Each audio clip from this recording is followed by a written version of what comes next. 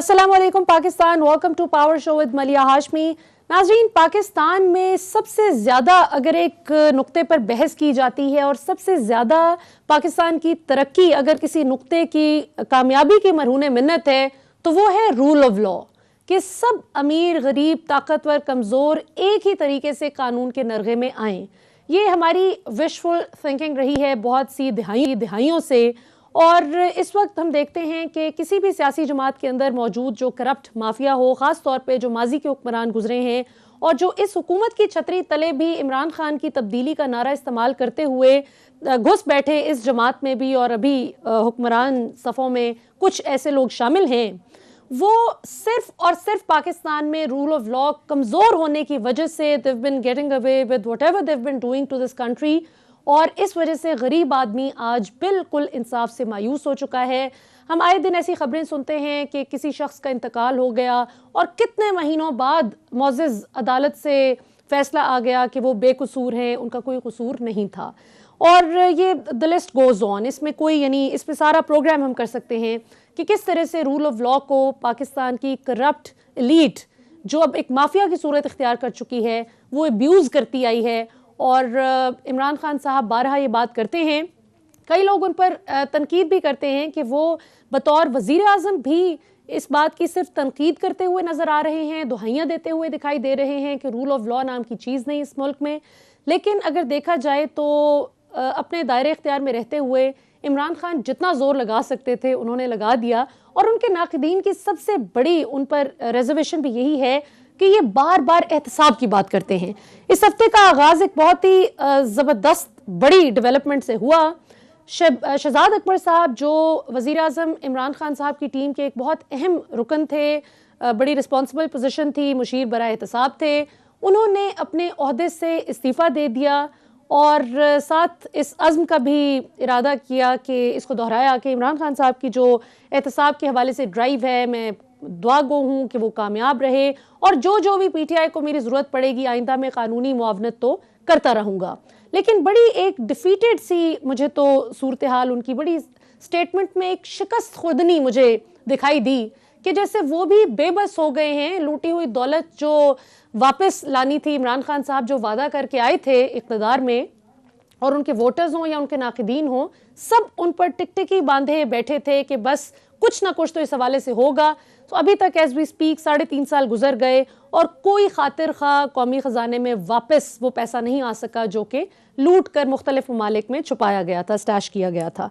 हमारे साथ आज के प्रोग्राम में मौजूद होंगे एक माहिर कानून, जो पाकिस्तान की जो इंटरनेशनल लेवल पर किस तरह से हम अपने केसेस को बेहतर तरीके से फाइट कर सकते हैं, पाकिस्तान के अंदर जो कानूनी नुक्तों और पेचीदगियों के पीछे छुप कर बहुत से करप्ट लोग आज़ाद फिरते हैं, इस हवाले से बड़ी ज़बरदस्त इनकी इंसाइट है। हम चाहेंगे कि वो हमारे साथ शेयर करें। हसन असलम शाद साहब हमें ज्वाइन कर रहे हैं, माहिर कानून हैं, और इनके साथ हमें ज्वाइन कर रहे हैं मुमताज़ माहिर मुआशियात जनाब नोमान अब्दुल माजिद साहब। अगैन ये भी किसी तारुफ के मोहताज नहीं, पाकिस्तान की मईशत पर बड़ी गहरी नज़र रखते हैं। आज के प्रोग्राम में हम कौमी सलामती पॉलिसी पर भी बात करेंगे, जो कि अगरचे पाकिस्तान की तारीख में पहली मरतबा एक ऐसा कदम उठाया गया है कि इतनी कॉम्प्रिहेंसिव पॉलिसी बनाई जाए जिसमें न सिर्फ आपकी जो मिलिट्री सिक्योरिटी की बात होती है कि उसमें फ़ौज है, आपके दीगर सिक्योरिटी इदारे हैं, वो मुल्क की सिक्योरिटी को कैसे इंश्योर करेंगे, बल्कि मुआशी सिक्योरिटी की बात की गई है, पानी की सिक्योरिटी की भी बात की गई है, और ऐसे हमारे वसाइल जो कि सही तरीके से यूटिलाइज नहीं हो रहे, और ऐसे अनासर जिनको कभी भी सिक्योरिटी पॉलिसी के डोमेन में नहीं देखा जाता था, इस बार इमरान खान हुकूमत ने उन तमाम चीज़ों को इंक्लूड किया है। तो इस हवाले से बात करेंगे। गुफ्तगू का आगाज़ हम हसन असलम शाद साहब से करते हैं और ज़रा कानूनी नुक्ता समझने की कोशिश करते हैं। हसन असलम शाद साहब, आपने भी सुना होगा मंडे को शहजाद अकबर साहब ने मुशीर बराए एहतसाब के ओहदे से रिज़ाइन कर दिया। अब इस पर इमरान खान हुकूमत पर बहुत से सवालात उठ रहे हैं कि आपका कहाँ गया वो लूटी हुई दौलत वापस लेकर आने का वादा।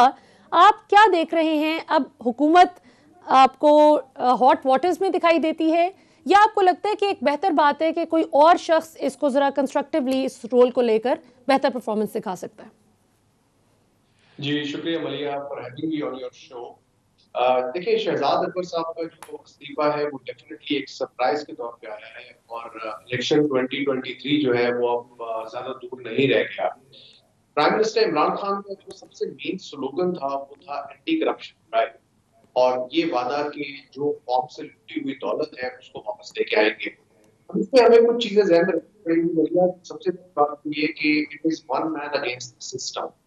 पाकिस्तान के अंदर करप्शन डीपली एंट्रेंच्ड है, और वो अब हमारी कौमी जो रगों में हैं उनके अंदर खून की तरह दौड़ती है। और इसके खिलाफ जो एक जंग है जिसको वो जिहाद भी कहते हैं, ये वाकई एक जिहाद है, और इसको लड़ने के लिए एक आदमी खड़ा है, उसके खिलाफ पूरा सिस्टम या जो सारे सिस्टम्स हैं वो उसके खिलाफ लगे हुए हैं। तो इसमें हमें ये चीज सबसे पहले ध्यान में रखनी चाहिए कि ये जो है इसमें बड़ी एक अनइक्वल किस्म की पावर रिलेशनशिप है। एक शख्स जो पूरी एक कौम के खिलाफ खड़ा है या पूरा एक माफिया के खिलाफ खड़ा है। नंबर टू, देखिए इसमें जो उसको मैं कमेंट नहीं करूंगा उनकी परफॉर्मेंस के ऊपर। मैं सिर्फ ये कहूंगा कि अब एज अ नेशन हमें ये चीज समझ लेनी चाहिए कि जब भी कोई एंटी करप्शन ड्राइव होती है, जब भी हम बाहर के ममालिक से पैसा लूटा हुआ वापस लाना चाहते हैं, तो उसके लिए हमें एक स्ट्रैटेजी चाहिए। हमें ये पता होना चाहिए जहन में कि हम सिर्फ पाकिस्तानी जो कवानीन है उनके तहत हम परसू नहीं कर रहे हैं, बल्कि हमारा जो एक फोकस होना चाहिए वो इंटरनेशनल कवानीन पे होना चाहिए, उन ममालिक के कवानीन पे होना चाहिए। तो जिस तरह आज हम एक आपने फरमाया कि नेशनल सिक्योरिटी पॉलिसी पे भी बात करेंगे, ये इसी तरह आपको एक स्ट्रेटजी और एक पॉलिसी चाहिए जिसके तहत आप जो है प्रॉपर प्लानिंग करें। उसके बाद आप आइडेंटिफाई करें कि कौन कौन वो नेटवर्क्स हैं जिनको आपने टारगेट करना है, कौन कौन से वो लोग हैं जो कि आपको हेल्प करेंगे, और उसके बाद फिर आप जो है इस सारे पैसे को वापस लाने की बात कर सकते हैं, क्योंकि ये एक बहुत मुश्किल काम है। और अब चूंकि 1 साल रह गया या 1.5 साल रह गया इलेक्शन में, अब गवर्नमेंट को बहुत एग्रेसिवली इसको परस्यू करना पड़ेगा राइट स्ट्रेटजी के थ्रू। आप उनकी परफॉर्मेंस पे तो ना बात करें, हम कोई जाहिर है किसी की उस पे जाती अटैक तो नहीं कर रहे, लेकिन बदकिस्मती की बात यह कि पाकिस्तान में आयरनी ये है कि जिसकी भी कारकर्दगी पर बात की जाए उसको लगता है, या किसी की करप्शन पे भी सवाल किया जाए तो उनको लगता है कि जाती अटैक हो गया है। इसी तरह कई हमारे सहाफ़ी साथियों की भी गलत खबर या गलत तज्जिया जो साबित हो जाए उस पर बात करें तो कहते हैं जी ये हरासमेंट हो गई है, हम पर अटैक कर दिया गया है। अगर आप थोड़ा सा, क्योंकि जाहिर है आप कानून को बहुत अच्छे से समझते हैं, इंटरनेशनल लॉ को जाहिर है आप प्रैक्टिस भी करते हैं, आपके ख्याल में पाकिस्तान तहरीक इंसाफ की हुकूमत को ऐसे क्या इक़दामात उठाने चाहिए थे जो वो उठा सकते थे पिछले 3.5 साल में, जो वो नहीं उठा सके? जैसे आपने कहा कि नेटवर्क्स को पहचाने, उनको फिगर आउट करें क्या है, इसके अलावा वो ऐसा क्या कर सकते थे? फंडामेंटल गलती कहाँ हुई है इमरान खान हुकूमत से? देखिए, फंडामेंटल गलती तो अगर आप कहें तो वो ये हुई कि आपने पहले एक बहुत बड़ा नैरेटिव पेश किया कि हम ये जो सारा पैसा है हम वापस लेके आएंगे। उसके बाद आपने एक शख्स को आपने अपॉइंट किया जिनको आपने फोकल पॉइंट बनाया अकाउंटेबिलिटी ड्राइव के लिए, जो कि बैरिस्टर शहजाद अकबर थे। उसके बाद जो एक चीज मेरे ख्याल में मिसिंग थी वो ये थी कि उन्होंने उस तरह से उस सिस्टम को यूज नहीं किया फॉरेन लॉज को। जिस तरह फॉर एग्जांपल यूके के अंदर अगर आपने एक एंटी करप्शन ड्राइव करनी है, यूके का पूरा जो एक लीगल सिस्टम है, जो उसका पूरा एक इको सिस्टम है, आप उसके अंदर आइडेंटिफाई करें प्लेयर्स जो कि आपको असिस्ट कर सके। उसमें इंटरनेशनल लॉयर्स भी होते हैं, उसमें लॉबिंग ग्रुप्स भी होते हैं। क्योंकि जब आप किसी भी एक देखिए भैया, जब भी आप किसी सांप के ऊपर हाथ डालते हैं तो वो आपको काटता है, तो उसके लिए आपको जो है उसको न्यूट्रलाइज करने के लिए आपको हर किस्म का जो है आपको एक एक्शन प्लान बनाना पड़ता है, जिसमें आप आइडेंटिफाई करते हैं एसेट्स कहाँ पे हैं, उनको ट्रेस करते हैं। उसके बाद आप उनको जो है उनको फिर वापस लाने के लिए जो लूटा हुआ पैसा है उसके लिए आप फिर केसेस फाइल करते हैं। तो ये पूरा एक इकोसिस्टम होता है। इसमें आप सिर्फ जो है वो आप न्यूज कॉन्फ्रेंसेस करके आप जो है बड़े बड़े क्लेम नहीं कर सकते। you have to pursue it through a very robust strategy। मेरे ख्याल में यहाँ पे जो है शायद उनकी तरफ से जो है वो नहीं हो सका जो होना चाहिए।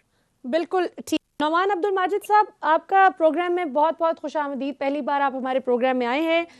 कैसे देखते हैं आप मौजूदा जो इकोनॉमिक क्राइसिस भी है, यकीनन इंटरनेशनल लेवल पर जो इन्फ्लेशन है उसकी वजह से पाकिस्तान भी दीगर दुनिया की तरह मुतासिर हो रहा है, लेकिन इमरान खान हुकूमत पर एक बड़ा एतराज़ किया जाता है कि ये जो डोमेस्टिक लेवल पर इन्फ्लेशन को जिस तरीके से कंट्रोल कर सकते थे, प्राइस कंट्रोल कमिटीज़ को फ़ाल बनाकर, डिस्ट्रिक्ट एडमिनिस्ट्रेशन को मज़ीद फ़ाल करके, वो उसमें बहुत हद तक कामयाब नहीं हो सके।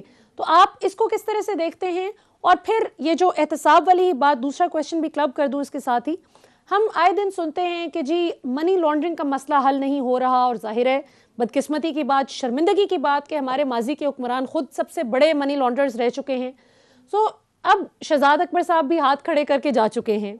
सो अब आपको क्या फ्यूचर नज़र आता है कि हम कभी FATF की ग्रे लिस्ट से निकल पाएंगे, और ये जो मौशी क्रंच है इससे निकलने के लिए इमरान खान हुकूमत के पास क्या ऑप्शंस हैं? बिस्मिल्लाहिर्रहमानिर्रहीम, थैंक्स फॉर इनवाइटिंग। देखिए मलिया, सबसे पहली चीज़ तो ये है कि जितने भी सवालात हमने अभी किए ना, कि हमारी नेशनल सिक्योरिटी पॉलिसी हो गई, इकोनॉमिक सिक्योरिटी हो गई, FATF हो गया, या इसका मनी लॉन्ड्रिंग पे, इन्फ्लेशन पे इम्पैक्ट है, इन सबको हमें कंबाइंड वे में एक होलिस्टिक व्यू लेना होगा। बात ये है कि आप पाकिस्तान के पिछले 20-25 साल की इकोनॉमिक हिस्ट्री देखें। इस वक्त IMF का आपका 22वां प्रोग्राम चल रहा है। पहली मरतबा तो IMF में आप गए नहीं है, FATF में भी कई मरतबा जा चुके हैं। IMF पे जो एतराज़ात है, कम से कम अपने स्कूल और कॉलेज के ज़माने में जब हमने इकोनॉमिक्स पढ़ना शुरू की, तब भी यही एतराज़ात, तो आज जो एतराज़ात हैं कि भाई रुपया डिप्रिशिएट हो रहा है, जिससे आपका जो है इंपोर्ट बढ़ गई है, जिससे आपका इन्फ्लेशन भी ज़्यादा हो रहा है, वगैरह वगैरह। वही बात है हम आज भी सुन रहे हैं। FATF के इशूज़ भी आपके सामने हैं। उसकी वजह क्या है? उसकी वजह एक वर्ड में अगर आप बयान करें ना, वो इकोनॉमिक सिक्योरिटी, माशी पॉलिसी का, माशी सलामती का फ्रेमवर्क है, जिस पे पहली मरतबा जिसको NSP के अंदर, नेशनल सिक्योरिटी पॉलिसी के अंदर इन्विजाज किया गया है, जिसमें बताया गया है कि सिक्योरिटी सिर्फ ट्रेडिशनल डिफेंस या बॉर्डर की नहीं होती, लेकिन जो मुल्क अंदरूनी तौर पर या माशी तौर पर भी मुस्तहकम ना हो, तो उसके लिए हर तरह के फॉरेन पॉलिसी लेवल पर, डिप्लोमेटिक सतह पर मसाइल का सामना करना पड़ सकता है। यही वजह है कि अभी आप इन्फ्लेशन को भी लिंक करें। आपके यहाँ इन्फ्लेशन क्यों है? इन्फ्लेशन इसलिए है कि आपकी इंपोर्ट्स बहुत ज्यादा हैं। अब इंपोर्ट्स आपकी ज्यादा इसके लिए हैं कि आपके जो वाइटल इकोनॉमिक सेक्टर्स हैं, यानी वो इकोनॉमी के सेक्टर जिसके ऊपर आपकी माशी जिंदगी का दारोमदार है, उस पर आपने इन्वेस्ट ही नहीं किया। मिसाल के तौर पर एग्री को आप उठा लें। एग्री आपने 2021 में तकरीबन $8 अरब की इंपोर्ट्स की। पहले 6 महीनों में भी $4-5 अरब की इंपोर्ट कर सकते हैं, की है आपने। अब अगर 23 करोड़ की आबादी का मुल्क, जो कि बुनियादी तौर पर एक ज़रूरी मुल्क है, अगर खाने पीने की अशिया इतनी तादाद में इंपोर्ट करेगा, तो नतीजन आपका करंट अकाउंट डेफिसिट बढ़ेगा। अब अगर करंट अकाउंट डेफिसिट बढ़ेगा तो उसका नतीजा क्या निकलेगा? रुपये नीचे जाएगा। रुपये नीचे जाएगा, नतीजा क्या निकलेगा? इन्फ्लेशन आएगा। अब हुआ ये कि इन्फ्लेशन को, जो आपका सवाल था ना, इस वक्त इन्फ्लेशन की 3 वजूहात हैं। एक वजह तो है ग्लोबल कमोडिटी प्राइसेस, जिसका पूरी दुनिया को सामना है। अच्छा, ऑन टॉप ऑफ इट हमारे साथ मसला क्या हो गया कि हमारा रुपया नीचे चला गया। अब रुपया नीचे चला गया और कमोडिटी प्राइसेस बढ़ी हुई थी, तो ऑटोमेटिकली ₹5 इन्फ्लेशन तो बढ़ गया ना। अब आवाम को इससे फर्क नहीं पड़ता कि भाई रुपया डिप्रिशिएट हुआ, वो तो क्यूमुलेटिव इन्फ्लेशन देखते हैं। और तीसरा जो फैक्टर आपने बयान किया, उसके लिए हमने एडमिनिस्ट्रेटिव सतह पे ऐसे मेजर नहीं ले सके। लेकिन मिसाल है, हमारे यहाँ ₹2 अगर पेट्रोल की प्राइस बढ़ती है, तो जो बस का किराया भी ₹2 बढ़ा देते हैं। तो होता ये ना भाई, कोई तो पूछना, भाई अल्लाह के बंदे, तूने क्यों ₹2 बस का किराया बढ़ा दिया? हालांकि तुम तो हजारों मुसाफिरों को रोजाना बैठा रहे हो। वो चेक इन बैलेंस मैकेनिज्म तो हमारे यहाँ मौजूद नहीं है। तो चुनाच होता ये है कि, लेकिन इसकी फंडामेंटल रीजन जहां तक मैं समझता हूँ कि हमने आज तक अपने इकोनॉमिक सिक्योरिटी और वो असासे और वो सेक्टर्स जिसके ऊपर हमारी मईशत का, माशी जिंदगी का दारोमदार है। इसकी अब एक छोटी सी मिसाल है। इस साल बड़ी मुश्किल से हमारी जो IT की एक्सपोर्ट है वो $2 अरब पहुंचेंगी, तक ना। इंडिया की तकरीबन $150 अरब है। आबादी का तनासब तो 6 गुना है ना। उसकी वजह यह है कि हम जो है, हमने अपनी HR में इन्वेस्ट ही नहीं किया। जब तक आप HR में इन्वेस्ट नहीं करेंगे, अगर आप ये देखें कि जो इंटरनेशनल यूनिवर्सिटीज हैं, उसमें कितने पाकिस्तानी प्रोफेसर बैठे हुए हैं, कितने पाकिस्तानी रिसर्चर बैठे हुए हैं, आपको बहुत कम मिलेंगे। जो टर्शरी एजुकेशन इंडेक्स है, टर्शरी एजुकेशन जो सानवी सतह की जो है, आला तालीम का इंडेक्स है, Pakistan is one of the lowest in the world. और हत्ता कि अब से बहुत सारे GCC कंट्रीज भी उसके अंदर आगे निकल गए हैं। तो भाई जब तक आप एजुकेशन में इन्वेस्ट नहीं करेंगे, तब तक राइट HR पैदा नहीं होगी। राइट HR पैदा नहीं होगी तो आपको पॉलिसी मेकिंग के लिए, ब्यूरोक्रेसी के लिए, तमाम शोबों के लिए सही लोग नहीं मिलेंगे। आपको एक्सपोर्ट करने के लिए भी सही लोग नहीं मिलेंगे। आप ये देखें कि हम जो हमारी जो फ्रीलांसिंग होती है, पाकिस्तानी फ्रीलांसर्स के रेट्स दुनिया में वन ऑफ द लोएस्ट हैं, क्योंकि हम लो लेवल फ्रीलांसिंग करते हैं। आप इंडिया या इसराइल या इन मालिक को देखें ना, इनकी फ्रीलांसिंग के रेट्स बहुत हाई हैं। उसकी वजह ये कि they are looking at cyber security, AI के बहुत एडवांस डोमेन्स को लोग डील कर रहे होते हैं। चुनांचे जरूरत इस समझ की है कि जो ये नेशनल सिक्योरिटी का जो फ्रेमवर्क और जो चीजें इन्विजाज की गई है ना, जो चीजें बताए, पॉलिसी फ्रेमवर्क है ना। देखिए पॉलिसी इंप्लीमेंट कैसे होती है? एक पॉलिसी होती है, उसकी बुनियाद पे स्ट्रैटेजी बनती है, स्ट्रैटेजी का एक एक्शन प्लान होता है, उसको इंप्लीमेंट किया जाता है, जिसके KPIs होते हैं। KPIs को मॉनिटर किया जाता है और देखा जाता है कि ये KPIs कंसिस्टेंट बेसिस पे इंप्लीमेंट हो रहे हो। इसी वजह से जब इसका पब्लिक वर्जन सामने आया था, तो मोहित यूसुफ साहब ने बिल्कुल ठीक कहा था कि देखिए पॉलिसी तो हमने बना दी है, लेकिन इस पॉलिसी के असरात क्या होंगे, इसका ताल्लुक टोटल इस बात पर है कि इसको इम्प्लीमेंट कैसे किया जाता है। और मेरा ख्याल है, मेरी नाकिस राय में इस टोटल बात भी यही होनी चाहिए कि हम इस पॉलिसी को हमने सोच तो लिया, अच्छा है, हमने कॉन्सेप्चुअल लेवल पे, फिलोसफिकल लेवल पे, इंटेलेक्चुअल लेवल, हमने एक चीजों को जमा कर दिया ताकि कौम को एक शऊर आ गया कि ये भी सिक्योरिटी है, लेकिन अब इसकी इम्प्लीमेंटेशन कैसे करनी है, we need to talk about this. तो आप कितने ऑप्टिमिस्टिक हैं इस हवाले से कि इसकी इम्प्लीमेंटेशन ठीक तरीके से हो जाएगी? क्योंकि असल बात तो यही है ना कि इम्प्लीमेंटेशन किस तरीके से होती है। आपको लगता है कि कर पाएंगे? देखिए, इम्प्लीमेंटेशन जो है ना, it's a 5 to 10 year process. ये इम्प्लीमेंटेशन एक या दिन नहीं है। और मेरी राय में इम्प्लीमेंटेशन का ताल्लुक जो है ना सिर्फ विल से नहीं होता, आपको उसके लिए इंस्टीट्यूशनल फ्रेमवर्क चाहिए होता है, इंस्टीट्यूशनल फ्रेमवर्क।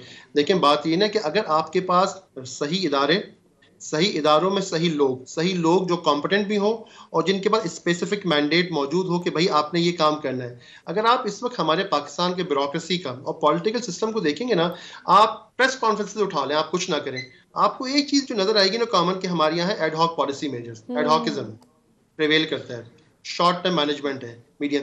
अच्छी चीज जो मैं कहता हूँ कि है ना, कि जो मैं सबसे बड़ा क्रेडिट देता हूँ ना कि जिन लोगों ने भी ये पॉलिसी बनाई, कि ये इलेक्शन स्पेसिफिक नहीं है। हमारे यहाँ आज तक हिस्टोरिकली जो टोटल पॉलिसी बनती रही है ना, वो बनती है अगले इलेक्शन के लिए। बिल्कुल। सबसे खुशाइन बात यह है कि ये पॉलिसी अगले इलेक्शन के लिए नहीं है, बल्कि ये शॉर्ट एंड मीडियम टर्म के लिए है। बिल्कुल। जरूरत इस समर के लिए है हम ये देखें कि क्या हमारे पास ऐसा कोई इदारा मौजूद है, ऐसा इंस्टीट्यूशनल फ्रेमवर्क मौजूद है कि जो कि इस पूरे पॉलिसी मैकेनिज्म को इम्प्लीमेंट कर सके। मैं आपको इसकी एक मिसाल देता हूँ। लेकिन जब सीपैक आया तो सीपैक के बहुत सारे प्रोजेक्ट्स आना शुरू हुए, 1 2 उसके बाद 10 20 25 जो, लेकिन बाद में अंदाजा क्या हुआ कि देखें ये तो प्रोजेक्ट, अगर 70 प्रोजेक्ट और 70 इदारे उसको देख रहे हैं, तो उसके बाद एक सीपैक अथॉरिटी का वजूद अमल में लाया गया कि भाई कम से कम एक इदारा ऐसा तो हो जो कोऑर्डिनेट तो कर सके, चीजों को देख तो सके, पता तो हो कि भाई किस किस जगह पे क्या काम हो रहा है। इन माई हम्बल ओपिनियन, अगर आपने इकोनॉमिक सिक्योरिटी को सीरियस लेना है, और अगर हम बहैसियत कौम, बहैसियत गवर्नमेंट और बहैसियत स्टेट ये समझते हैं कि बगैर इकोनॉमिक सिक्योरिटी के हमारा बाकी मामला ठीक नहीं हो सकते, तो हमने एट द हाईएस्ट लेवल एक इदारा बनाना होगा, office of national economic security, जिसका सिर्फ एक मैंडेट हो।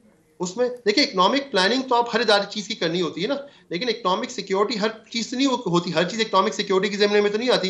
इकोनॉमिक सिक्योरिटी तो वो स्ट्रेटेजिक एसेट्स और वो स्ट्रेटेजिक प्रोजेक्ट्स होते हैं जिसका ऊपर आपकी कौम का दारोमदार होता है। मिसाल के तौर पर आप कहते हैं कि भाई आपने 1950s में इंडिया में मौलाना आजाद ने जो है वो कुछ 10 या कुछ या 6 जो है इंस्टीट्यूट ऑफ टेक्नोलॉजीज बनाए, IITs बनाए। इसके 20-25 साल बाद वो लोग निकलना शुरू हुए जो आज ग्लोबल मल्टीनेशनल्स को जो है हेड करते हैं।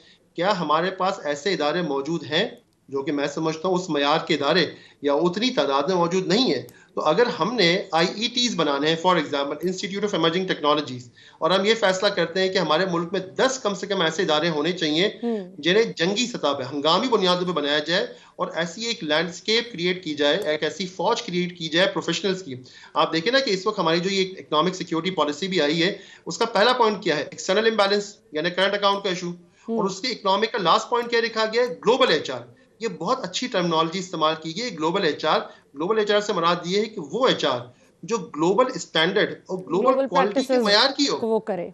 अगर उस मयार के लोग आप प्रोड्यूस नहीं करेंगे तो कैसे होगा? और उस मयार के लोग प्रोड्यूस करने के लिए आपको उस मयार के इदारे चाहिए होंगे। बगैर इदारों के आप राइट आउटपुट अचीव नहीं कर सकते। आपके पास जब तक एक ऐसा मरकजी इदारा, office of economic national economic security मौजूद नहीं होगा, और मैं ये भी बता दूं उसके खुदोखाल पर मजीद तफसीली बात भी कर सकते हैं कि उसके अंदर हमारी स्टेट के सारे वाइटल स्टेक होल्डर्स को मौजूद होना चाहिए। हमने बिल्कुल ठीक। नवान साहब, हम बात वापस आते हैं तो गुफ्तगू के सिलसिले को बढ़ाते हैं, और ब्रेक के बाद जरा हम हसन असलम शाद साहब से भी कानूनी तौर पे समझने की कोशिश करेंगे कि नेशनल सिक्योरिटी पॉलिसी पर अमल दरामद करने में क्या हिंड्रेंसेस आ सकती हैं और उनको किस तरह से हम ओवरकम कर सकते हैं। After the break.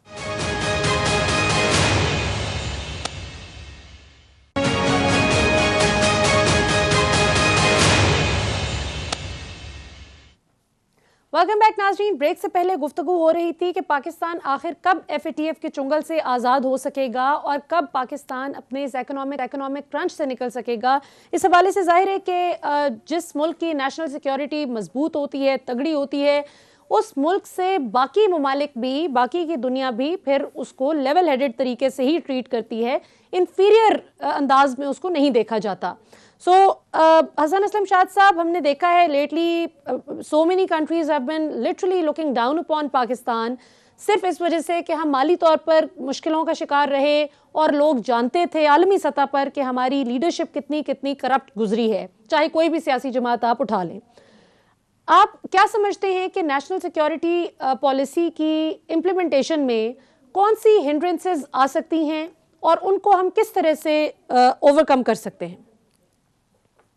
Ji, thank you मलिया। देखिए, पहले तो आई थिंक नुमान ने बड़ा क्लियरली, बड़ा एलैबोरेटली बता दिया है नेशनल सिक्योरिटी पॉलिसी के बारे में। मैं कुछ चीजें बस ऐड कर दूं।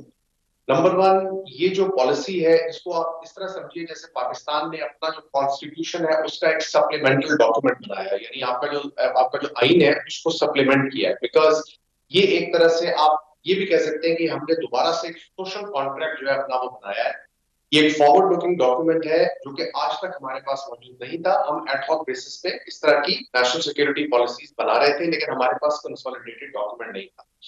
नाउ ये बात करने के बाद जो सबसे मेन चीज है नेशनल सिक्योरिटी पॉलिसी के बारे में कि अब इसकी इम्प्लीमेंटेशन जो है उसके अंदर क्या हिंड्रेंसेस आ सकती हैं। देखें, इसके अंदर जो सबसे बड़ी हिंड्रेंस है वो तो हमारे अपने लोग हैं, हमारी अपनी वेस्टेड इंटरेस्ट्स हैं।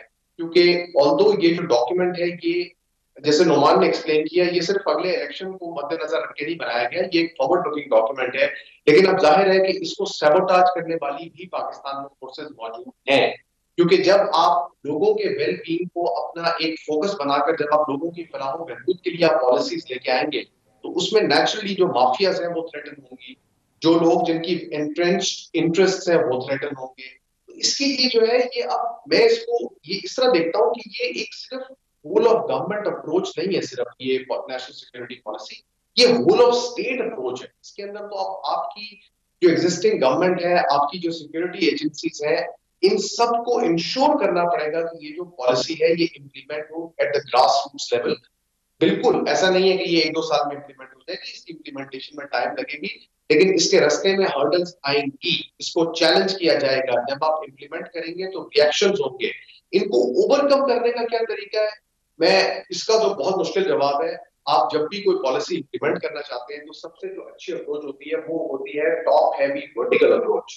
जिस तरह चाइना में होती है कि वहां पे जब कोई पॉलिसी होती है, जब कोई डायरेक्टिव आता है तो उसको ग्रास रूट्स लेवल पे भी इंप्लीमेंट किया जाता है। उसमें आप जो है किसी भी किस्म की एक्सक्यूज नहीं दे सकते। अनफॉर्चुनेटली पाकिस्तान में हालात कुछ इस तरह के हो गए हैं कि यहाँ पे जो एक प्रोविंस है वो फेडरेशन को सबोटाज कर रहा होता है, एक पॉलिटिकल पार्टी जो है वो दूसरी को सबोटाज कर रही होती है और उसको इसकी फिक्र नहीं होती कि इसका नेशनल इंटरेस्ट पे क्या फर्क पड़ेगा। तो इसके लिए तो मैं यही कहूंगा कि एक टॉप हैवी अप्रोच अडॉप्ट करनी पड़ेगी पाकिस्तान की सिविलियन और मिलिट्री एस्टैब्लिशमेंट को मिलके, क्योंकि ये जो पॉलिसी है ये लिटरली पाकिस्तान को सेव करने के लिए, बचाने के लिए अब एक वाहिद रास्ता रह गया। जितनी करप्शन इस मुल्क को लूट के खत्म कर चुकी है उसमें अब और सिर्फ यही रास्ता रह गया कि इसको टॉप हैवी तरीके से आप इसको अक्रॉस द बोर्ड इम्प्लीमेंट करें। और इसमें टाइम लगेगा, लेकिन इसको इम्प्लीमेंट करे बगैर हमारे पास कोई गुजारा नहीं। इससे पहले कि मैं नोमान साहब के पास भी जरा एक थोड़ा सा सियासी और मौशी सवाल लेकर जाऊं, मैं आपके पास जरा एक सियासी और कानूनी सवाल आपकी तरफ लेकर आती हूं। फवाद चौधरी साहब ने आज से 3 दिन कबल जब शहजाद अकबर साहब ने रिज़ाइन किया मुशीर बराए एहतसाब के ओहदे से, तो उन्होंने अपनी प्रेस कॉन्फ्रेंस में कहा, फवाद चौधरी साहब ने, कि शहबाज शरीफ की जो केसेस की हेयरिंग है वो लाइव टेलीकास्ट होनी चाहिए। वो बारहा इस ख्वाहिश का इजहार करते हैं। आप चूंकि खुद भी कानूनी माहिर हैं तो ज़रा मुझे और मेरी ऑडियंस को समझने में मदद कीजिए कि ये सिर्फ पॉलिटिकल रेटरिक है या ये प्रैक्टिकली पॉसिबल भी है कि अदालत की कार्रवाई यूं लाइव टेलीकास्ट हो। क्या दुनिया में ऐसा होता है और क्या ये हो सकता है, यहाँ मुमकिन है? देखिए यहाँ पे तो ये रेटरिक है ना। देखिए, आप एक अदालत उजमा को आप ये तो नहीं बता सकते ना कि वो हियरिंग जो है वो इन कैमरा करें या वो उसको लाइव टेलीकास्ट करें। मेरा ख्याल है ये तो एक पॉलिटिकल जो है एक स्लोगन है जो वो यूज कर रहे हैं। ऐसा मेरी नजर में नहीं हो सकता पाकिस्तानी कवानीन के अंदर भी कि आप एक जो है आप एक कोर्ट को इन्फ्लुएंस करेंगे, आप कोर्ट को ये कहेंगे कि इसको जो है लाइव टेलीकास्ट करेंगे, तो मेरा ख्याल है वो पॉलिटिकल पॉइंट स्कोरिंग ही है जो चल रही है हमारे मुल्क के अंदर पिछले कई सालों से, जिसमें कि हर जो एक पॉलिटिकल एक्टर है वो ये दिखाना चाहता है कि मैं जो है कितना एक मेरा इन्फ्लुएंस है, मैं किस तरह जो है वो एक अच्छी चीज करना चाहता हूँ कौम के लिए। तो मेरा ख्याल में तो this is a political slogan and nothing else. मेरी हम्बल ओपिनियन में वैसे अगर ये हो जाए ना तो मज़ा बहुत आए, तमाम केसेस को लाइव टेलीकास्ट कर दें, चाहे वो शहबाज शरीफ साहब का हो, चाहे वो जरदारी साहब का हो, चाहे वो पीटीआई के अंदर मौजूद किसी शख्स पे केस हो, ताकि ये जो रोज़ मीडिया पे एक नया चूरन बेचा जाता है, एक शख्स कहता है कि जी मैंने कुछ नहीं किया, उससे पूछें, दूसरा कहता है नहीं मैंने कम चोरी की है, उसने की है। मेरे ख्याल है ये सबसे बड़ी हमारी नेशनल सिक्योरिटी पॉलिसी की भी अमल दरामद करने में बड़ी हेल्प हो जाएगी अगर ये तमाम लोग। नुमान साहब आपकी तरफ आती हूँ। ब्रेक पे जाने से पहले ज़रा हम आपसे एक तफसीली जवाब इसका समझने की कोशिश करते हैं कि आप एक इकोनॉमिस्ट भी हैं, पाकिस्तान की मईशत पर बड़ी गहरी नज़र रखते हैं। आप क्या समझते हैं कि इमरान खान हुकूमत की अभी तक की जो मुआशी फ्रंट पर कारकर्दगी है, क्या ये तसल्ली बख्श है, इर्रिस्पेक्टिव ऑफ द फैक्ट कि भाई हुकूमत कहती है कि हम मैक्रो इकोनॉमिक लेवल पे बहुत अच्छा परफॉर्म कर गए, उनके नाक़िदीन ये कहते हैं और बहुत से लोग ये बात करते हैं, ज़ाहिर कोविड इंड्यूस्ड इन्फ्लेशन भी थी, जो इम्पोर्टेड इन्फ्लेशन है, उस वजह से माइक्रो इकोनॉमिक लेवल पे चीज़ें मैनेज करना बहुत मुश्किल भी रहा। लेकिन आपका एज एन इकोनॉमिस्ट क्या तज्जिया है कि हफीज़ शेख की इकोनॉमिक परफॉर्मेंस ज़्यादा बेहतर थी या फिर अभी जो शौकत तरीन साहब हैं इनकी कारकर्दगी बेहतर है, और क्या करने की ज़रूरत है हुकूमत को बेहतरी लाने के लिए मुआशी फ्रंट पर? देखें, अक्सर ये होता है कि लोग जब पूछते हैं ना, तो हमारे यहाँ टीवी शोज़ में मैं यही कहता हूँ कि भाई अगर आपने उसूली तौर पर एक न्यूट्रल तजिया करना है ना, तो इकोनॉमी का होलिस्टिक व्यू लेना पड़ेगा और सारे इंडिकेटर्स को देखना होगा। हमारी अमूमी तौर पर क्या होता है, प्रो गवर्नमेंट वाले प्रो के फैक्टर्स को ले लेते हैं और नेगेटिव वाले जो है ना, कहते तो इकोनॉमिस्ट है लेकिन उससे उन्हीं फैक्टर्स को उठाते हैं। अगर एक न्यूट्रल व्यू लिया जाए तो मैं समझता हूँ कि मिक्स परफॉर्मेंस है, कुछ मामलात में अच्छी परफॉर्मेंस है और कुछ मामलात में बेहतरी की गुंजाइश है। मिसाल के तौर पर अच्छी कहाँ पे रही, हमारे यहाँ टेक्सटाइल एक्सपोर्ट्स में बेहतरी आई है, नंबर 1। हमारी आईटी एक्सपोर्ट्स में बेहतरी आई है, और आईटी एक्सपोर्ट में जिस शख्स का एक बड़ा इंपॉर्टेंट किरदार रहा है वो हमारे सदर है आरिफ अलवी साहब, जिन्होंने आईटी में बड़ा मोमेंटम क्रिएट करने की कोशिश की है। मैं समझता हूँ कि उनका अंडर अप्रिशिएटेड किरदार है। अच्छा। कि मैंने खुद उनसे देखा है कि उन्होंने उसको प्रमोट करने के लिए ऐसे इनिशिएटिव्स के लिए खासा काम किया उन्होंने। तो आईटी एक्सपोर्ट्स में हमारी खासी बेहतरी आई है। तो ये 2-3 जगहों पे हमारा जो हमारी जो स्टॉक मार्केट की प्रॉफिटेबिलिटी है वो भी ठीक है। अब आपने रीबेसिंग के बाद देखा हमारी इकोनॉमी की जो ग्रोथ के फिगर्स हैं वो भी ठीक आ गए हैं, ठीक है ना जी, ये तो है। लेकिन देखें जो फंडामेंटल इश्यूज है ना, देखें जीडीपी ग्रोथ का हम प्रीवियस गवर्नमेंट से भी क्या क्रिटिसाइज करते थे कि इसने इंपोर्ट लेड ग्रोथ, जो लोग अगर नेशनल इनकम अकाउंटिंग का मैथड अगर आपको पता है तो जीडीपी ग्रोथ के नंबर्स क्रिएट करना मुश्किल नहीं होता।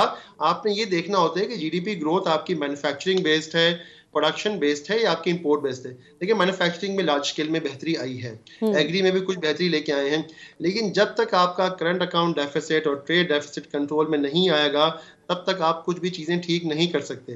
पॉलिसी लेवल पे भी देखें ना, आप तो खैर कि स्टेट बैंक की ऑटोनॉमी वगैरह की वजह से हमारी फाइनेंस मिनिस्ट्री और हमारी मॉनेटरी पॉलिसी फिस्कल पॉलिसी में बाजार ये महसूस है कि डाइकोटमी क्रिएट हो गई है। इशू क्या है कि भाई आपका पहले जो है जब ये गवर्नमेंट आई उस वक्त 5% था इंटरेस्ट रेट, फिर ये 13% पे चला गया, फिर ये 6% पे आ गया, अब ये 9.5% पे आ गया। देखिए इस तरीके से तो नहीं चल सकता। अगर आपने इकोनॉमी में ग्रोथ क्रिएट करनी है तो आपने इंटरेस्ट रेट को लो करना होगा, वॉट एवर रीजन, किसी भी तरीके से ग्रो आपने लो करना होगा, उसी से एम्प्लॉयमेंट जनरेशन होती है। देखिए इकोनॉमी का एक बुनियादी उसूल है, हम कहते हैं ट्रिकल डाउन इफेक्ट जो कहते हैं, वो कैसे क्रिएट होता है। ट्रिकल डाउन इफेक्ट का मतलब ये होता है कि इकोनॉमी में जो ग्रोथ हो रही है वो ऊपर से नीचे लेवल पर आवाम तक को उसका फायदा हो। वो कैसे होता है, जब कंसिस्टेंट लेवल पर एक इकोनॉमिक ग्रोथ होती रहती है ना और कैपिटलिस्ट पैसे बनाता है तो उसके बाद सैलरी लेवल्स में इजाफा होता है, एम्प्लॉयमेंट जनरेशन में इजाफा होता है, इकोनॉमिक एक्टिविटी में इजाफा होता है। अगर इकोनॉमिक एक्टिविटी ऊपर नीचे चल रही हो ना, कभी इंटरेस्ट रेट बढ़ गए, कभी नीचे हो गए, कभी ऊपर चले गए, तो इस तरीके से काम नहीं हो सकता। अगर मुस्तकिल सर पे ये तलवार लटकी हुई हो कि जी भाई नवंबर के फिगर अच्छे नहीं थे, दिसंबर के फिगर भी अच्छे नहीं है, तो अब क्या हो गया जी, अब रुपए का क्या वैल्यू होगी, देखो तो आपका कौन सा बिजनेसमैन जो है वो अपनी इंडस्ट्री लगा सकता है। ऐसा आपने जो है एक कंसिस्टेंट व्यू देना होगा कि भाई देखें, मिसाल के तौर पर छोटी सी चीज है, छोटी सी मिसाल है, अभी पिछले दिनों स्टेट बैंक की नवंबर की जो गलबन पॉलिसी आई थी, जब उन्होंने 9.5% किया था, तो उन्होंने कहा देखिए हम मुस्तकबिल करीब में देखते हैं कि हम इसको नहीं बढ़ाएंगे। उससे पहले क्या हो रहा था, हर मॉनेटरी पॉलिसी स्टेटमेंट के ऊपर एक हंगामा मचा हुआ होता था स्टॉक मार्केट और मनी मार्केट के अंदर, रेट ऊपर जा रहे हैं, नीचे जा रहे हैं, स्पेकुलेशन चल रही है। अब आप पिछली 3 मरतबा से देख लें, कोई हंगामा नहीं है, सबको पता है कि स्टेट बैंक ने नहीं बढ़ाना। भाई आप कंसिस्टेंट पॉलिसी फ्रेमवर्क देना अगर, तो ऑटोमेटिकली चीज, जहां मैं समझता हूँ कि जहाँ पहली चीज तो ये है कि जो कंसिस्टेंट पॉलिसी फ्रेमवर्क है ना, देखिए ग्लोबल इकोनॉमी में बहुत वॉलेटिलिटी आई है। कोविड, किसी को नहीं पता था कोविड आ जाएगा, ठीक है ना।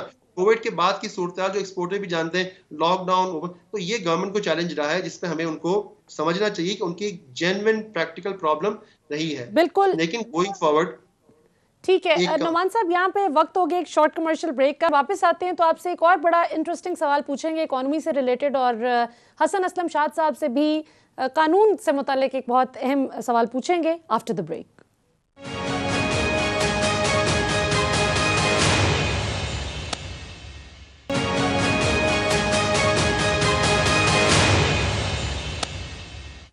वेलकम बैक नाजरीन, बहुत ही इंटरेस्टिंग डिस्कशन चल रही है। हसन असलम शाद साहब माहिर कानून हमारे साथ मौजूद हैं, नौमान अब्दुल माजिद साहब पाकिस्तान के मुमताज़ माहिर मईशत मौजूद हैं। हसन असलम शाद साहब, हमने देखा कि एक बहुत ही इंटरेस्टिंग डेवलपमेंट हुई है। अटॉर्नी जनरल की जानिब से एक ख़त लिखा गया है जिसमें शहबाज शरीफ साहब ने जो गारंटी दी थी लाहौर हाई कोर्ट को कि जी मैं ज़मानत देता हूं कि नवाज शरीफ साहब इलाज करवा के पाकिस्तान वापस आ जाएंगे, और इसी बुनियाद पर उनको जो है बाकायदा लंदन रवाना किया गया, जेल से रुख्सत देकर उनको इलाज के लिए भेजा गया, और उसके बाद कोई सुनने में नहीं आया। हमारे ज़राए भी यही बताते हैं कि कोई एज सच रिपोर्ट मंजर आम पर नहीं आई जो मियाँ साहब के इलाज के हवाले से उनकी अपडेट फराहम करे। सो अब इंटरेस्टिंग डेवलपमेंट ये है कि उस खत में अटॉर्नी जनरल की जानिब से ये कहा गया है कि आप 10 दिन के अंदर अंदर ये रिपोर्ट जमा करवाइए, वरना फिर कानूनी कार्रवाई हो सकती है। तो ये जो शहबाज शरीफ साहब को अब ये सवाल किया जा रहा है, आपके ख्याल में कितना इफेक्टिव है? और मियाँ साहब जितना कन्वीनियंटली चले गए थे इलाज के लिए, और फिर माशाल्लाह अल्लाह ताला उनको सेहत दें, वो हमें ठीक ठाक सेहत में बाहर दिखाई भी दिए और वापस नहीं आते, तो कितनी सीरियसनेस आपको लगती है इस ये स्टंट लगता है आपको, या ये वाकई कोई इसका कोई हो सकता है सीरियस डेवलपमेंट? मलिया, ये बड़ी एक अनफॉर्चुनेट बात है कि इस मुल्क के अंदर एक अमीर के लिए एक कानून है और एक गरीब के लिए दूसरा कानून है। यहाँ पे अटॉर्नी जनरल साहब जो है वो लेटर लिख रहे हैं और वो कह रहे हैं कि शहबाज शरीफ साहब ने जो गारंटी दी थी अब उसको इन्वोक किया गया है। मेरा सवाल ये है कि 2 साल एक कन्विक्टेड क्रिमिनल जो है वो आपके मुल्क से बाहर जाके एक अपने जो है वो लग्जरी घर के अंदर जो है वो रह रहा है, वहां से वो आपकी स्टेट के खिलाफ एक्टिविटीज कर रहा है। मेरा सवाल ये है कि आपकी जुडिशरी जो है उसने ये इस शख्स को जाने के दिया, नंबर 1। नंबर 2, 2 साल तक वो मुल्क से बाहर किस तरह रहा? ये लेटर लिखना जो है ये तो बहुत लेटर स्टेज की बात है। हमारा जो देखिए हमारा जो निज़ाम अदल है, जो हमारा निज़ाम कानून है, ये तकरीबन मुनहदम हो चुका है। हम किसी भी किस्म की नेशनल सिक्योरिटी पॉलिसी जिसके ऊपर आज हम बात कर रहे हैं, या किसी भी किस्म की इकोनॉमिक सिक्योरिटी, उस वक्त तक हम नहीं कर सकते जब तक हमारे मुल्क में एक कानून ना हो अमीर और गरीब के लिए। ये कानून की धज्जियां उड़ाने के बराबर है कि एक शख्स जो है, जो क्रिमिनल है, कॉन्विक्ट है, वो मुल्क से बाहर बैठा हुआ है और वो वहां बैठ के जो है वो मुल्क के खिलाफ जो है बातें कर रहा है। अब क्या होगा इसके बाद आगे, उसके ऊपर मैं कोई प्रेडिक्शन नहीं कर सकता। मेरी सिर्फ ये उम्मीद होगी कि अदालत उस पर जो है वो नवाज शरीफ को फोर्सफुली वहां से वापस लाने का ऑर्डर देगी, क्योंकि ये आपका जो मुल्क है अब ये लास्ट अपनी जो है वो लेग पे है। इसके इस मुल्क का जो कानून मान अब्दुल माजिद साहब, आपकी तरफ आती हूँ। अभी हमने देखा कि हाल ही में वज़ीर आज़म पाकिस्तान इमरान खान साहब ने अपनी हुकूमत की मुआशी कारकर्दगी के हवाले से ट्वीट की और बताया कि 5.37% हमारा ग्रोथ रेट हो गया है, और हमाद अज़हर साहब ने भी इस हवाले से फ्लॉन्ट की अपनी हुकूमत की कारकर्दगी। उन्होंने कहा कि ये वो कारकर्दगी है, जो ये वो नंबर्स हैं जिनको अचीव करने के लिए हमारी जो पिछली नून लीग की हुकूमत थी, जो ज़ाहिर उनके हरीफ हैं सियासी तौर पर, उन्होंने सरकारी इदारों को भी गिरवी रख दिया और क्या क्या मईशत का बेड़ा गर्क कर दिया महज इस नंबर को अचीव करने के लिए। तो पीटीआई हुकूमत कहती है कि हमने ये नंबर्स अचीव कर लिए हैं बगैर सरकारी इदारे गिरवी रखे और बगैर 20 अरब डॉलर तक का करंट अकाउंट खसारा लेकर जाने के, कि अभी हमारे दौर में वो कहते हैं कि 2 अरब डॉलर करंट अकाउंट खसारा है। आप दोनों अदवार में क्या फ़र्क देखते हैं और किसके क्लेम में ज़्यादा सब्सटेंस है? देखें, ये बात तो तय है कि जो पिछले 2 साल गुजरे ना, ये पिछले कई दहाइयों के बाद ग्लोबल इकोनॉमी में इतने ख़राब हालात गुजरे हैं। आपकी इकोनॉमिक रिसेशन भी था, सब कुछ था। तो ये बात तो हमें क्रेडिट देना चाहिए उसूली तौर पर गवर्नमेंट को कि उन्होंने बहुत सख्त हालात में ये इकोनॉमिक अचीवमेंट की है। इसमें ये ना मतलब सच्चाई बात है ना, जो हालात खराब थे ग्लोबली आलमी मईशत के, वो तो किसी ढके छुपे है ही नहीं। लॉकडाउन विद सारी चीज़ें थी। इसमें जो एक बहुत अच्छा फैसला जो मैं समझता हूँ कि इमरान खान का अच्छा फैसला था और ख़ासतौर पर अल्लाह ताला की मदद शामिल हो गई, वो ये था कि हमने इकोनॉमी को स्मार्ट लॉकडाउन में लेके गए और हम मुकम्मल लॉकडाउन में लेके नहीं गए। ये समझे कि इसकी वजह हमें अल्लाह का करम हुआ कि हमारे मुल्क में जो है वो कोविड इतनी तेज़ी से और इतने पैमाने पे नहीं फैला स्मार्ट लॉकडाउन के बावजूद, जिसकी वजह से इकोनॉमी का मोमेंटम नहीं टूटा। देखिए अगर मोमेंटम टूट जाता ना और हमें मुकम्मल लॉकडाउन में जाना पड़ता तो बहुत प्रॉब्लम आ जानी थी। तो ये भी क्रेडिट जाता है खान साहब को जो है इन्होंने जो है इकोनॉमी को उन्होंने मुकम्मल लॉकडाउन से बचाया और उसी वजह से जो है ना ये नंबर्स जो है अचीव हो पाए। लेकिन जी करंट अकाउंट वाली बात है, वो देखें अभी तक प्रॉब्लम हमारे पास मौजूद है। Still we are facing the same problem. फर्क ये है कि पिछले दौर में global energy prices were one of the lowest और as of now they are one of the highest. तो ये बहुत बड़ा है कि हम इनका जो करंट अकाउंट डेफिसिट है उसमें एनर्जी प्राइसेस अपनी हाईएस्ट सतह पर है और उस वक्त उनको काफी एडवांटेज मिला था अपनी लो एनर्जी प्राइसेस का। और ये पेट्रोल का भी आप देखें ना, पेट्रोल की कीमतें भी आलमी सतह पर नून लीग दौर में चूंकि बहुत कम हो गई, तो बावजूद इसके कि वो ठीक ठाक इनडायरेक्ट टैक्स लगा रहे थे, इसके बावजूद भी जाहिर है कि वो अब एक क्लेम करते हैं उस चीज़ को कि जी हमने बहुत सस्ता रखा। हालांकि ये हुकूमत 1% टैक्स ले रही है पेट्रोल पे, जबकि वो बहुत ज़्यादा टैक्स लगाते थे और फिर भी कीमत कम थी, आलमी सतह पर कीमत कम होने की वजह से। अब आते हैं जी, अब प्रोग्राम चूँकि अब अपने इख्तिताम को पहुँच रहा है, तो एक सवालों की तरफ मैं रखती हूँ और क्विकली आप लोग रिस्पॉन्ड कीजिएगा। एक नई बहस पाकिस्तान में छिड़ गई है जो हर 4-5 माह बाद जोर पकड़ती है और फिर डाई डाउन कर जाती है, और वो है presidential system versus parliamentary system. Hassan Aslam Shad साहब, आपके ख्याल में पाकिस्तान को कौन सा निज़ाम ज़्यादा सूट करेगा, प्रेसिडेंशियल सिस्टम या पार्लियामेंट्री सिस्टम? और हमारे निज़ाम में कौन से इनहेरेंट खराबियां मौजूद हैं जो जब तक ठीक ना हो तब तक कोई भी निज़ाम वर्क नहीं कर सकता? जी बढ़िया, मेरे ख्याल में पाकिस्तान को प्रेसिडेंशियल सिस्टम जो है वो बिल्कुल सूट करता है।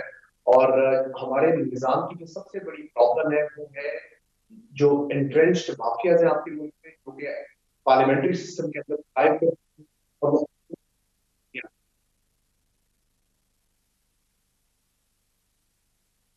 On the matter. जी नौमान साहब, मुझे सुन पा रहे हैं? नहीं, मुझे आपकी आवाज सवाल किया ना। जी मैं ये समझता हूँ कि आपका पार्लियामेंट्री सिस्टम हो, प्रेसिडेंशियल सिस्टम हो या मोनार्की हो, आपका सिस्टम ठीक चलाने के लिए you need right people for the right job. अगर सही बंदे ऊपर लेवल पे आएंगे तभी होगा, और जब आपका सरबराह मुमलिकत सही बंदा होगा ना तो ऑटोमेटिकली उसके पास एक अथॉरिटी होगी, लेवरेज होगी कि वो नीचे टीम को भी सही रख सके। तो मैं समझता हूँ कि पाकिस्तान के मसाइल जो है ना, बाज़ लोग प्रेसिडेंशियल सिस्टम को ऐसे पेश कर रहे हैं कि प्रेसिडेंशियल सिस्टम के आते ही जो है हमारे यहाँ दूध की नदियां बहनी शुरू हो जाएंगी। ऐसा नहीं है, लेकिन बेहतरी आएगी और बेहतरी आने के इम्कानात इसलिए बढ़ जाएंगे कि हुकूमत जो है ना, अगर कुछ सही बंदा है तो अच्छे लोगों को सामने आने का मौका मिलेगा। तो मैं बेहतरी की गुंजाइश बिल्कुल ठीक हो गया। नौमान अब्दुल माजिद साहब, आप हमारे साथ थे, हमें ज्वाइन करने के लिए बहुत बहुत शुक्रिया। हसन असलम शाद साहब, आपने भी हमें ज्वाइन किया, आपका भी बहुत शुक्रिया। नाज़रीन, प्रेसिडेंशियल सिस्टम हो या पार्लियामेंट्री सिस्टम हो, बात तो ये है कि जब तक हर शख्स अपने हिस्से का काम नहीं करेगा और निज़ाम को दुरुस्त करने के लिए सिर्फ एक शख्स की तरफ निगाहें जमाने के बजाय अपने हिस्से का किरदार जब तक अदा नहीं करेगा, तब तक मुल्क में कलेक्टिव सतह पर बेहतरी नहीं आ सकती। सो मुल्क तभी ठीक होगा इंशाल्लाह जब हम आप खुद ज़ाती सतह पर भी ठीक होंगे। आज के लिए इतना ही, आपसे कल इंशाल्लाह फिर मुलाकात होगी। पाकिस्तान जिंदाबाद।